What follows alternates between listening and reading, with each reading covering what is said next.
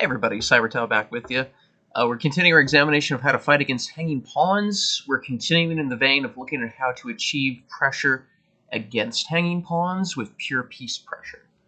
Again, that's sort of an idealized scenario because a lot of times you're going to see that E-pawn or that B-pawn get involved, breaking up against the hanging pawns to destroy their coordination. But there are some situations where you want to achieve pure piece play instead of using either of those pawn breaks. So we're going to continue looking at examples of those. This is a game between Maia Chiburdanidze against Jan Timman. Just an aside, Maia Chiburdanidze was the strongest woman player in the world for 20 years at least. It does sort of gladden my heart that she's suing the Queen's Gambit series. Excellent series, but they're trying to create this idea that it's ironic that a show that should be deeply affirmative of feminism and women in chess is erasing the history of women's chess just to elevate its fictional character, which I deeply, deeply disagree with. So good for Maia. But anyway, Maia's white here with d4, g3. This would be the Catalan. Of course, knight c3 would invite the Nimzo-Indian, which would be its whole different kettle of fish, and then knight f3 would be another way for white to try to dodge the Nimzo-Indian. Then, of course, here either b6 would be the Queen's Indian, or bishop b4 check. This is my repertoire. This would be the Bogo Indian. All these options are perfectly fine. It's just a matter of taste. g3 looks to stay directly within the Catalan, and in some cases, maintaining the flexibility of this knight in g1 matters. But Timman played d5. Bishop e4, this would be a sort of a independent way of trying to get him back into the Bogo Indian if black doesn't fancy going into the Catalan. Other than that, there's not really another move here, aside from perhaps you could play c5 if you're comfortable playing the modern Benoni against this g3 line. But aside from that, it's either d5 or bishop e4. So d5, bishop g2. Bishop e7, this is sort of a passive older move. It's still seen, but really the modern preference is bishop e4 check, and then drop back to e7. So this is sort of a modern technique borrowed from the Queen's Indian. Basically, the bishop draws the white bishop to d2 where it's not particularly well placed first, and then goes to its square in e7. dxc4, this would be the open Catalan. This is a very, I would say, used to be a very tactical way of playing. It still leads to interesting fights, but there's so much analysis on it now that it's hard to really improvise in this line on the top level. If you're at my level or below, you can basically just play what you want and get an interesting game on the board. But one modern way of playing this, after e3, these lead to very interesting struggles. The drawback, there is so much analysis here, and they very often lead to sterile endgames anyways. Bishop e7, older way of playing, but it leads to a very tight strategic struggle. Castle, c6, so supporting the d5 pawn, sort of proactively blunting out this bishop on g2. b6, solving the issue of this light squared bishop. Basically, that's the worst piece on the board, really, and that's certainly black's worst piece. So he's maneuvering his pawns to try to create a way for this bishop to get into action. Bishop e7, so it looks bad for now, but after the inevitable c5 pawn break, this bishop will be well employed on b7. e4, so in these Catalan openings, e4 is just an inevitable pawn break. Whenever you're looking over your plans in a position, always look at what your pawn breaks are. Here, e4 is white's pawn break, so it's inevitable that white includes that at some point. 96. So if you've never seen the theory of this position, this move might seem a little bit strange, just because it's hopping to the side of the board. But this is the most popular option here, and it's, in my opinion, the strongest. Just to review a couple of options, this would be a pretty poor move and sort of a basic strategic error.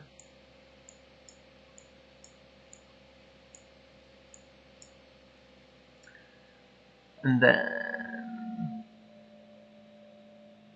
just d1. And this is an absolutely fantastic position for white. Basically, black surrendering the center on e4 is a huge strategic error. Black needs to maintain that strong point on d5. Knight bd7. This has been seen in hundreds of games, but it's simply viewed as inaccurate now. It's just giving up way too much space. So white just gobbles up the space. That's another downside to the knight bd7, is that this knight on f6 can't drop back to d7, so it's forced to this terrible square in e8. And white's simply better here. White has an edge in space, and black has no compensation for that deficit in space. That's really the entire story of the position. So the idea of knight a6 is it finishes development, so black's got all of his minor pieces developed. This knight can hop into b4, so that can be sort of a win of time. It can be useful to hop back to c7 to help support this d5 outpost. But really, this is just developing as quickly as possible, and then black is going to play his c5 pawn break.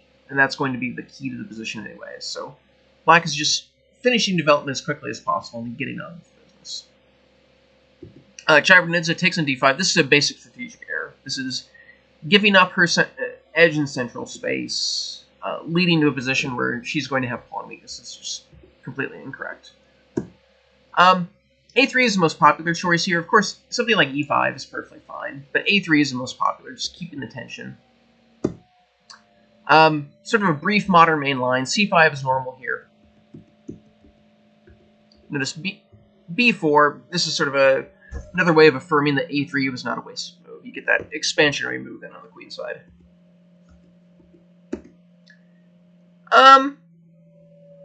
And white's got a little bit of something to work with here. You know, white's got a little bit extra space. His pieces are a little bit more active. Both his bishops on g2 and b2 are quite well placed. It's nothing dramatic. I think with proper play, black is going to hold this position every time. But it's a little bit of something to work with. It's sort of a typical Catalan. Taking on d5 is just a basic strategic error. It goes from a position where white's slightly better to a position where black is most certainly better. Just because the white is not going to have any activity to compensate for the coming pawn weaknesses. When you have hanging pawns, you want that activity and that piece play to compensate for the hanging pawns. If you don't have that, you really shouldn't be going into those hanging pawn positions to begin with. Plus, black is actually ahead in development here. That's decreases the chances that hanging pawns are going to be an assets, because black is the one with the edge in development here. b3, another pawn move, so black just continues ahead in development. Knight b4, queen c3. So this is complete. This is inaccurate. Queen b1. It's a more accurate defensive play. Gets the queen up the sensitive c file. Rook c7 is one way of playing it, but it's the most attractive. This rook is very flexible in c7, and you'll see this later in the game. The other rook can double behind it to pressure the c-pawn. This rook can come to d7 to pressure the d-pawn. It clears the way for this queen to come to a8 to pressure the long diagonal. That's the cute part of this. a3, and then queen a8 makes way for the other rook to come to either d8 or c8. Eventually, after knight a5 and taking on c4, this queen and bishop battery in the long diagonal is going to be very strong. Black's position is definitely a little bit more comfortable, but queen c3 is inaccurate. dx d4, this gives away black's entire advantage. Knight e4 is completely correct, so it's immediately taking advantage of white's lack of coordination. So taking an e4 is forced here. Knight e1, I give another alternative in the notes that you can look at, but knight e1, I made the main line. f5. So knight d5 takes advantage of the pin on the c-file to keep this knight in the game. And black is simply much better here. So this pawn on e4 completely cramps white's position. And black is just going to have easy follow-up. So queen d7, rook fd8, maybe b5 to gain a greater grip on the light squares. Black is very comfortable here, just because this pawn on e4 gobbles up so much space. And both of white's bishops are completely unimpressive. Dx c4 leads to... So especially after knight c6, I mean, knight c6 isn't bad, but it sort of highlights how much time black invested on knight a6, knight b4, knight c6 to really accomplish nothing. So this is more or less a normal hanging pawns position at this point. Both sides have their minor pieces deployed. Black's got his rook developed in c8, but that white can easily remedy that immediately. This is more or less a balanced position. White doesn't have the sort of activity you'd want to go with the hanging pawns, so it's not like he has active prospects. But the hanging pawns aren't yet weak because white's doing just fine in developments. So we start from more or less an equal position. We see how Timman does in outplaying Chiburdanidze from this position. Knight b3. So this is an immediate mistake. The knight just doesn't belong here. When you look at this hanging pawn structure, the knight just doesn't do anything at all on b3. The knight protects e4, which is a pretty key square. You don't want your opponent using that square to deploy, as we see. Rook ac1 is just simple chess. Get your pieces developed. You see in the games of the greatest players, over and over, they never let their pieces go undeveloped. If they have a breather or a timeout, you see in even like great attacking games from someone like Kasparov. A lot of times that one decisive move will just be that quiet move to develop their pieces. Get your pieces developed. Don't let your rooks or a whole side of your minor pieces just stay huddled off on another side of the board. So, one potential line here. Knight a5. This is why so often in these hanging pawn structures you see this knight want to be on c6 rather than d7. Because on d7 it doesn't have a way to really pressure the hanging pawns. In these positions, pressure on the hanging pawns is absolutely key. So being able to bring the knight to a5 is quite useful because it's immediately developing pressure on that c-pawn. And then bishop a6. This is a logical follow-up. Again, these pieces, if you're not used to the strategic themes of the position, these pieces might look a little bit wonky, just because we've been told over and over again that pieces on the rim are grim, especially knights. But here they're just performing strategically vital service. They're pressuring that c-pawn. That's all black wants to do here. One logical line, rook c7, so this is planning either queen c8 or queen b8, and the other rook coming to c8. And this is a balanced position. White is holding the balance by defending these pawns, but that's it.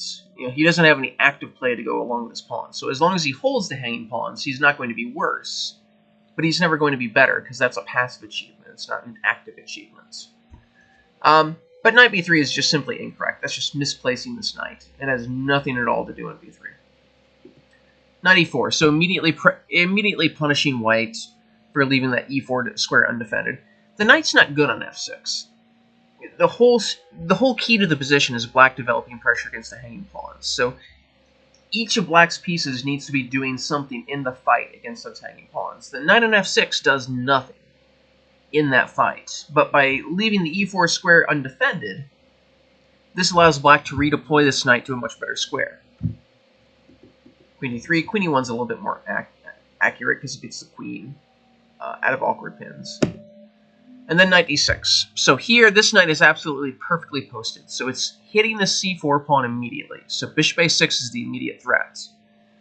But it can also move to f5, where it's a very natural post to develop pressure against this d pawn. So this knight in d6 is incredibly flexible. It can switch one to the other, pressuring these two pawns instantly. And that puts white under a large amount of pressure in defending both those pawns simultaneously. So getting the knight to e4 back to d6 is actually a big strategic achievement because it's a way of increasing the pressure against those pawns quite nicely. a3, probably better, was just rook fc1. And then knight fd2. So again, finishing development and making sure that we have these pawns adequately defended is all white wants to do right now. And a3, it guards the b4 square, but it doesn't accomplish anything else. Bishop a6, good move. Bishop f6. So the other bishop comes to f6, where now it's also providing pressure against the hanging pawns. Again, you want all of your pieces to be lined up in a way where they're helping pressure those hanging pawns. In this position, this is pretty much ideal for black because both these knights and both these bishops are pointed at these hanging pawns. So the next part for black will be getting the rest of his major pieces in the fight against those hanging pawns. Rook c7, right on cue. So the rook is making way. The queen can come to c8 to battery on the c file. The queen can come to d7, so the other rook can come to c8. Or this rook, not now because the knight on c6 would hang, but other than that, this rook can come to d7 to pressure the d pawn on the d file. So rook c7 is a very flexible move because it puts this rook in a position where either of these pawns could be attacked. You want that sort of flexibility when you're generating threats. Knight e4, this is a mistake. When you have the hanging pawns, generally trading down pieces is a way of going passively into a losing endgame. a4, you need to be generating your own counterplay. If white's just going to sit there passively and let her hanging pawns being bombarded, long term that's just going to lose. a4 is a very thematic pawn break in these positions. The a4, a5 pawn break. When you have the hanging pawns and you haven't developed the sort of kingside pressure that you want, that's sort of like a backup idea to get some sort of counterplay going. One possible line. Bishop c3. And black is definitely for choice here. These hanging pawns are definitely a blockaded weakness, but this pawn on c5 is a strength. It's got some positive parts to it. So this knight's going to come to d5, but it's not automatic for black. Black will need to find a way to make progress from that position. So a4 would have at least achieved something positive for white and forced black to prove it. Knight e4 just sort of passively goes along with it. Knight e7, excellent move. So this knight is going to hop to f5 to achieve the same thing. And now that white has one less piece guardian for his hanging pawns, that's going to be even more effective. Bishop f1, c5 at least seeks out some active play. Black is definitely still in the driver's seats, but at least after c5, white has some threats or some ways of relieving the pressure against his pawns. Bishop b7, so immediately claiming the long diagonal. I do like this move. Knight f5 is another way of continuing. Black is certainly better, but the game continues. I like bishop b7 because it immediately generates active threats at some point. If the queen ever gets to like c6 or d5, that battery is incredibly dangerous. Queen f4, this misplaces the queen. Queen d3 is better. One potential line. Again, a4 is a key break in these sorts of positions when you have the hanging pawns. You just sort of have to achieve some sort of play.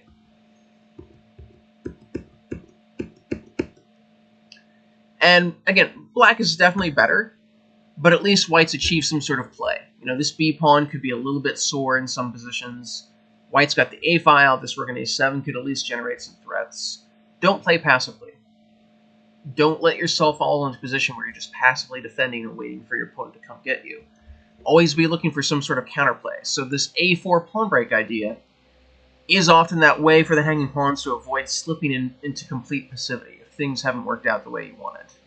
But queen f4 is just a clear error because it misplaces this queen. It disconnects it from the rest of the white army. Knight f5, not necessarily bad, but b5 here would be virtually strategically decisive. So we talked about this long diagonal and the queen getting access to this long diagonal on the battery. So first off, taking on b5 is not possible because of queen d5, threatening both queen h1 mate and hitting the knight on b3. That's instantly winning. So knight a5, c5, or c8.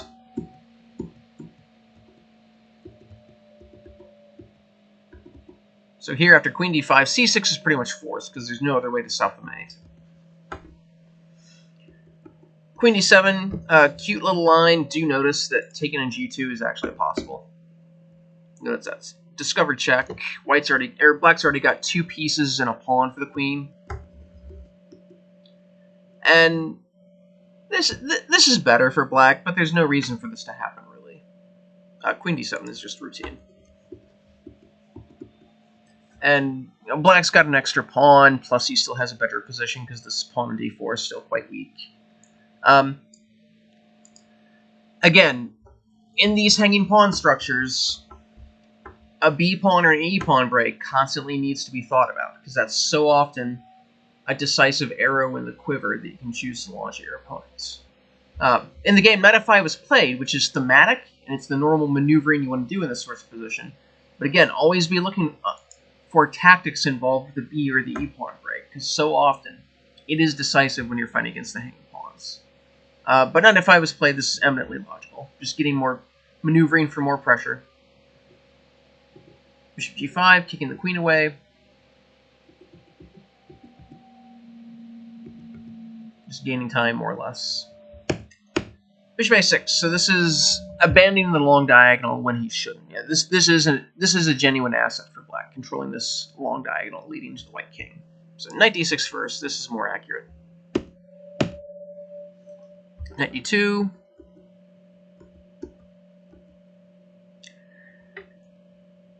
And this is their strategically winning position for black, more or less. Black can just continue to build up against these pawns. You can play rook e7 to d7, and then bishop come back to f6, just annihilate the d pawn. There's no way for white to save this, because, especially right now, the knight's pinned. So the knight can't move away to help protect these hanging pawns somehow. Bishop a6 is just too early. d5, that's desperation.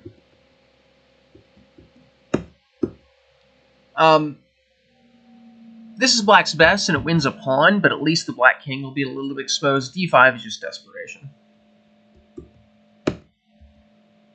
Queen e7. It's sort of a field from the themes of the hanging pawns, but do notice that knight d4 is simply decisive here. And black's just an exchange up. This is completely winning. Knight takes again. Sort of far afield from the hanging pawn theme, but this is a little bit inaccurate. I would guess that they were in some time pressure here. 24. And here, Chiburdanidze resigned. Black's a pawn up, black has the bishop pair, black has humongous kingside attacking chances. The pawn in a3 is also falling. This is just a decisive position.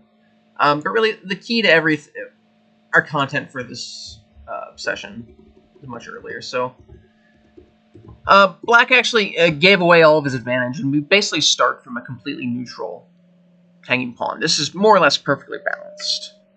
And really, the start of the downfall for white was misplacing his minor pieces. In these sorts of hanging pawn structures, it's very much minor piece centric.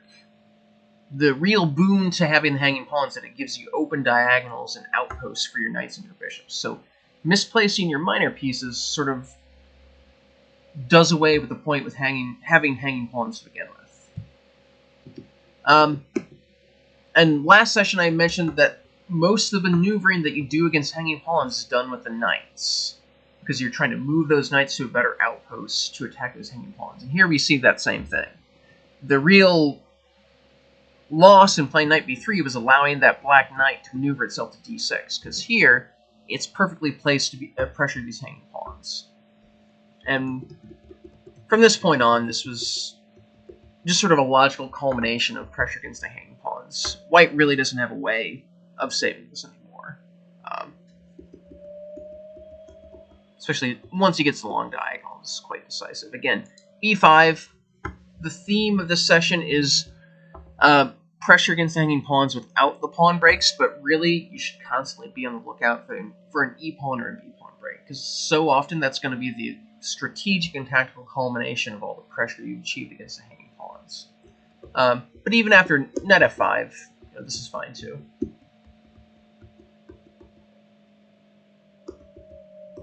And it ends with some tactics, but black was basically in control the entire time. Really, again, the key was black being able to maneuver that knight early to d6 to achieve pressure against those hanging pawns. And once black's able to get pressure against those hanging pawns, and the hanging pawns can't play actively, that's sort of the beginning of the end. Chiburdanidze never even achieved that sort of outlet a4, a5 pawn break. She just sort of sat passively and allowed Timman to build up against the hanging pawns. So, model game from Timman, this is exactly how you want to do it when you're maneuvering against the hanging pawns. So, great game.